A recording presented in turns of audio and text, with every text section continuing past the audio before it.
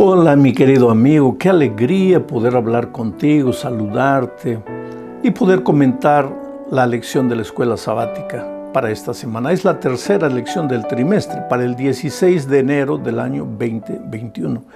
El título es interesantísimo, dice, cuando tu mundo se cae a pedazos. Y yo no sé, querido, pero mientras caminemos en el valle de este mundo, en este desierto de dolor, de injusticia, de violencia, este desierto de pecado. Por eso tenemos que orar siempre que Cristo venga luego para que le coloque un punto final a la historia y la miseria de este mundo. Pero en este mundo muchas veces vas a sentir que tu mundo se cae a los pedazos. Tal vez en este momento.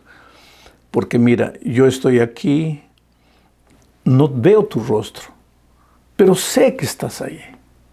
Y no te conozco, no sé quién eres. Pero tal vez en este momento tu mundo literalmente se está cayendo a los pedazos. Tal vez tu mundo financiero o tu mundo familiar, el hogar está dividido. Tal vez las relaciones con tus hijos andan mal o con algún otro familiar. Tal vez tu mundo personal, tu mundo existencial anda mal. ¿A qué le llamo mundo existencial? Es que tu relación contigo mismo llega a un momento en que sientes una sensación de vacío, de desesperación, de miedo. Sientes que nada encaja en tu vida, que todo te va mal y te preguntas, ¿pero por qué? Y te sientes como abandonado por Dios, en fin, sientes que tu mundo se cae a los pedazos. Entonces, esta semana vamos a estudiar el capítulo 7 de Isaías y vamos a estudiar principalmente la historia del rey Acaz, el mensaje que Dios le mandó a Acaz, rey de Israel. Acaz, al rey del pueblo de Judá. Acaz estaba desesperado, estaba asustado porque sentía que su mundo literalmente se caía a los pedazos. ¿Y por qué? Es que Acaz era un rey malo, había sido un rey malo. Se atrevió a ofrecer a sus propios hijos como sacrificios humanos para dioses paganos. Ahora mi pregunta es, ¿cómo es que Acaz fue un rey malo si él dice el texto bíblico? Voy a leer el capítulo 7, versículo 1 para que entiendas. El texto dice así: aconteció en los días de Acaz, este rey malo, hijo de Jotán, pero Jotán había sido un rey bueno, hijo de Uzías, también había sido un rey bueno, aunque murió leproso. Aconteció, dice, en los días de Acaz, hijo de Jotán, hijo de Uzías, rey de Judá, que Rezín, rey de Siria, y Peca, hijo de Remalías, rey de Israel, subieron contra Jerusalén para combatirla, pero no la pudieron tomar. Ahora te voy a explicar, porque aquí hay una ensalada de nombres que de repente tú te vas a perder. Y yo siempre digo que aunque la Biblia es un libro de historia, tiene historia, su propósito no es hacer historia simplemente. Aunque tiene datos geográficos, su propósito no es hacer geografía. Aunque tiene literatura y poesía, su propósito no es hacer literatura ni poesía.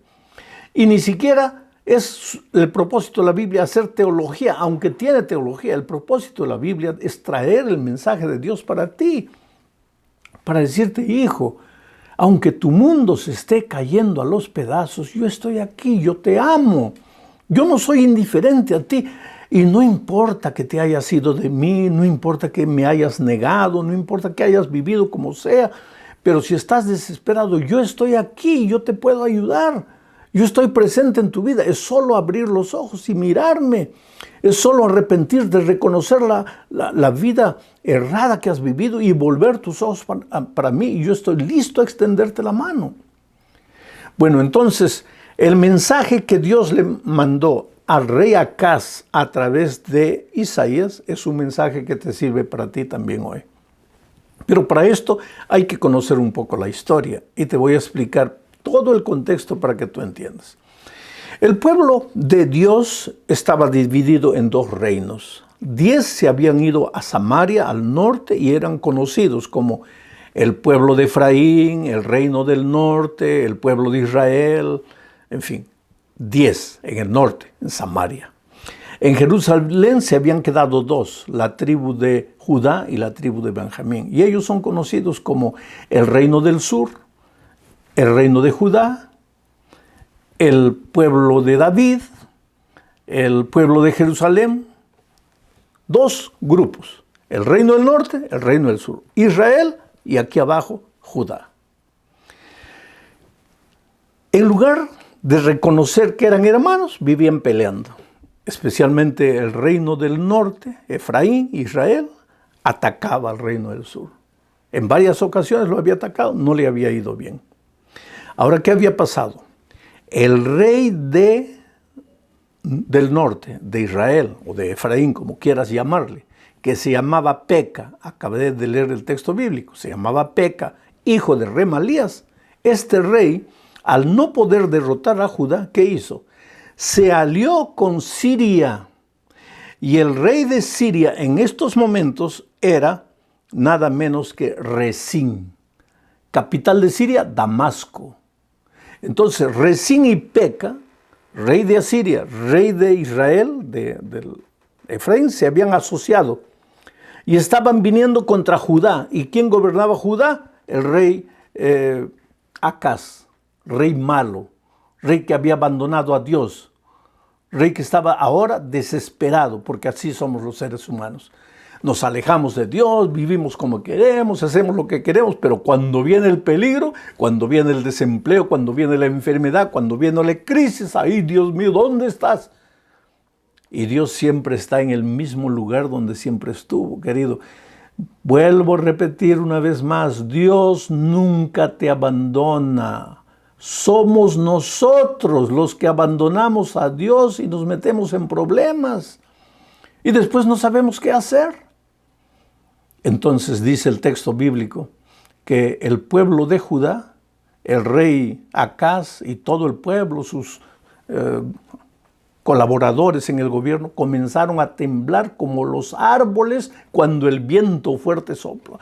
Temblar de miedo porque ya Efraín, Israel, el rey Peca, venían bravos, pero ahora asociados con el poder de Asiria. ¿Y por qué? Porque el rey Acaz había flirteado con el rey de Asiria. Ahora, no confundas Siria con Asiria.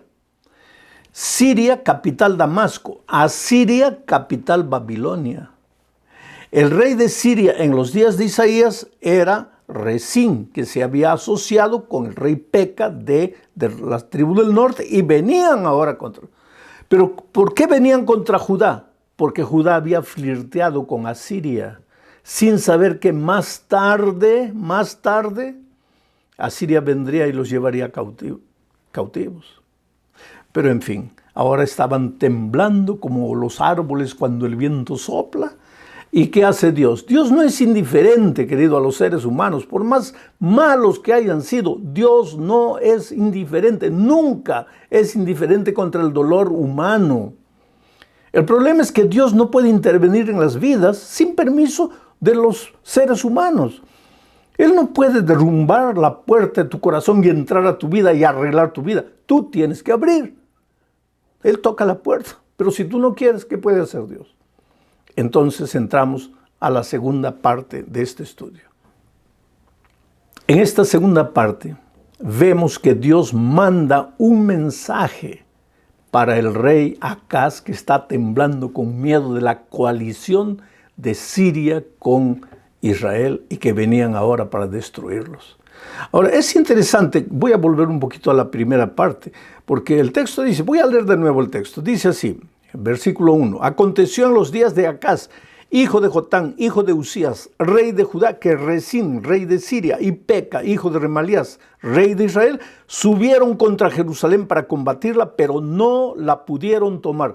No pudieron tomar Jerusalén, pero hicieron mucho daño. Y si tú lees el segundo libro de los Reyes, segundo libro de Crónicas, tú vas a ver que en esta invasión ellos llegaron, no destruyeron la ciudad, no tomaron la ciudad, pero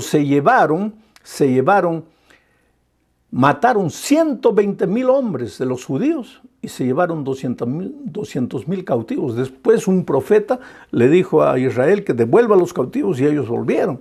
Es interesante conocer la historia bíblica. Pero el mensaje de Dios en esta ocasión es para un rey tembloroso, para un rey que se portó mal, que anduvo en sus propios caminos, que ahora está desesperado, que ahora no sabe qué hacer. Entonces Dios toma al profeta Isaías y ahora vamos a leer los versículos 3 y 4 del capítulo 7. Dice, entonces dijo Jehová a Isaías, sal ahora al encuentro de Acaz, el rey que estaba temblando, tú y Sear-Jasub, tu hijo. Sear-Jasub, que decía, un remanente regresará. Eso quería decir Sear-Jasub, hijo de Isaías. Vuelvo al texto. Entonces dijo Jehová a Isaías, sal ahora al encuentro de Acaz, tú y Sear-Jasub, tu hijo, al extremo del acueducto del estanque de arriba, en el camino de la heredad y del lavador. Y dile, guarda y repósate, no temas ni se turbe tu corazón a causa de estos dos cabos de tizón que humean por el ardor de la ira de Rezín y de Siria y del hijo de Remalías. Interesante. Voy a comentar el texto. El rey Acaz estaba temblando, entonces Dios le dice a Isaías, ve y lleva a tu hijo. ¿Cómo se llamaba el hijo de Isaías? Sear-Jasub. ¿Y qué quería decir? Un remanente volverá.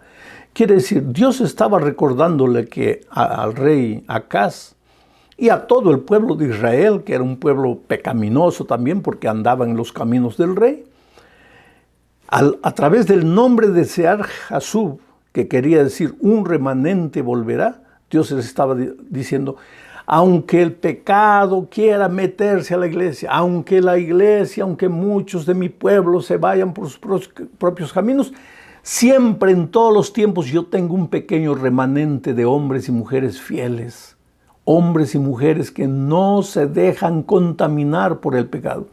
No digo que no son seres pecaminosos, porque traen naturaleza pecaminosa, pero a pesar de sus flaquezas, a pesar de la carne, a pesar de sus tendencias humanas, son fieles a los principios de Dios. Dios en todos los tiempos tuvo un pueblo remanente.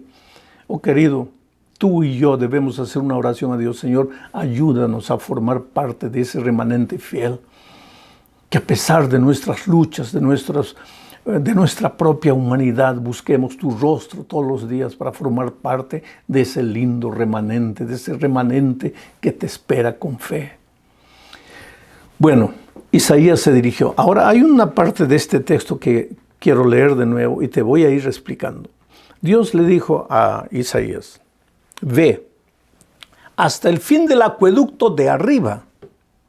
Interesante que la palabra acueducto en hebreo es la palabra bereká, que quiere decir bendición. O sea, Dios le estaba diciendo a Isaías, ve al fin de la bendición. Al fin de la bendición. Un acueducto, Jerusalén era rodeado por un acueducto.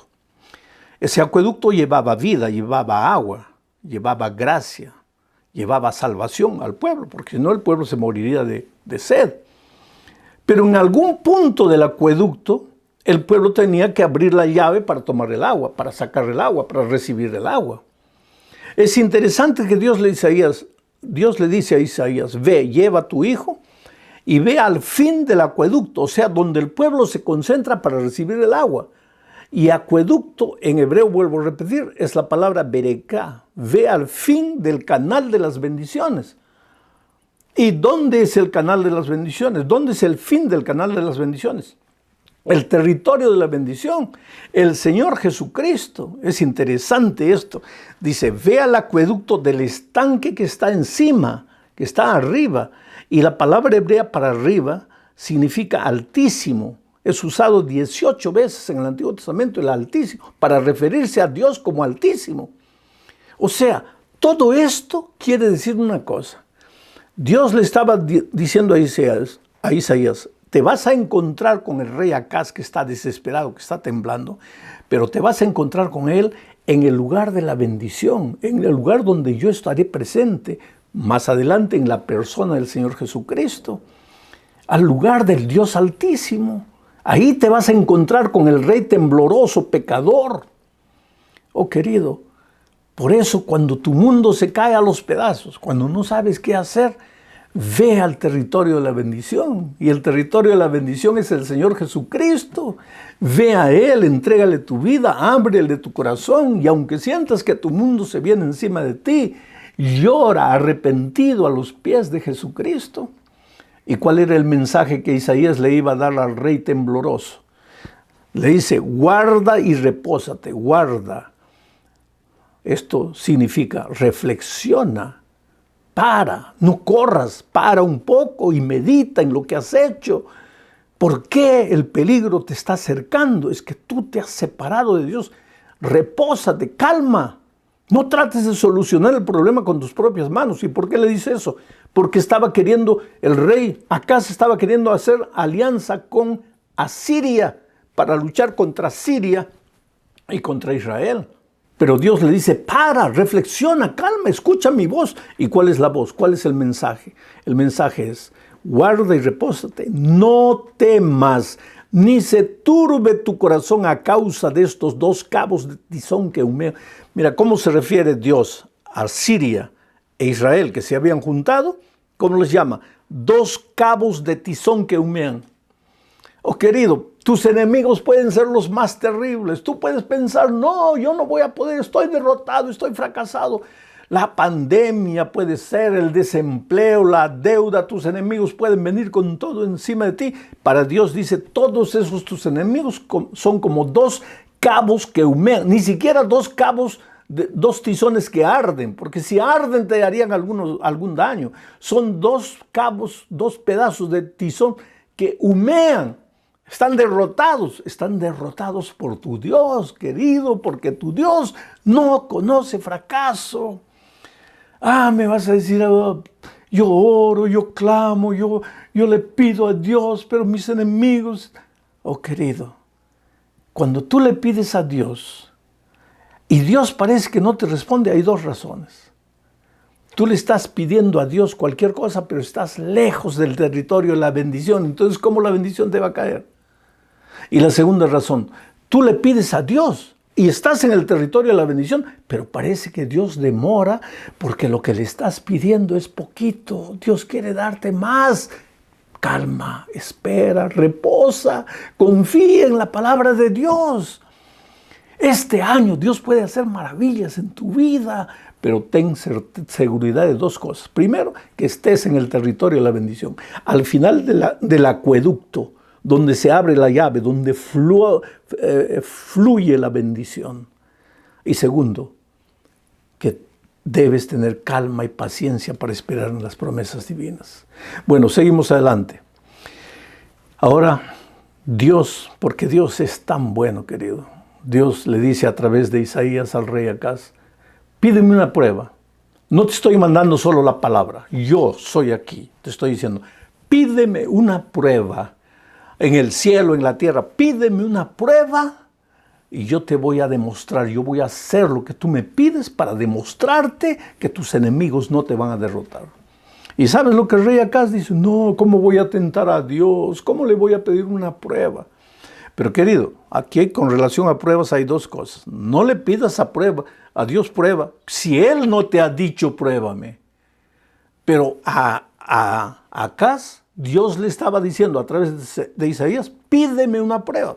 Dice, voy a leer el versículo 10, 11, 12, 13. El Señor le habló también a Acaz y le dijo, pídele al Señor tu Dios una señal, pídesela de las profundidades de la tierra o de las alturas de los cielos. Y Acaz respondió, no pediré nada, no pondré a prueba al Señor. Dijo entonces Isaías, escuchen bien ustedes los de la casa de David. ¿Les parece poco molestar a los hombres que también quieren molestar a mi Dios? Quiere decir, este rey tonto, Acaz, estaba mirando a Asiria en Babilonia, queriendo pedir ayuda contra Siria y contra Israel. Y cuando Dios se presenta y le dice, pero no mires a los hombres, mírame a mí, pídeme una prueba a mí. No, a ti no te voy a pedir porque tú eres Dios. Cuidado con andar pidiendo prueba a Dios por cualquier cosa. Porque la vida cristiana no es pido prueba. Pero cuando Dios te dice, pruébame, pues prueba. En Malaquías tenemos una promesa que dice, probadme ahora si yo no os abriré las ventanas de los cielos. Pruébame. ¿Y cuál es la prueba? Devuélveme lo que es mío y pruébame.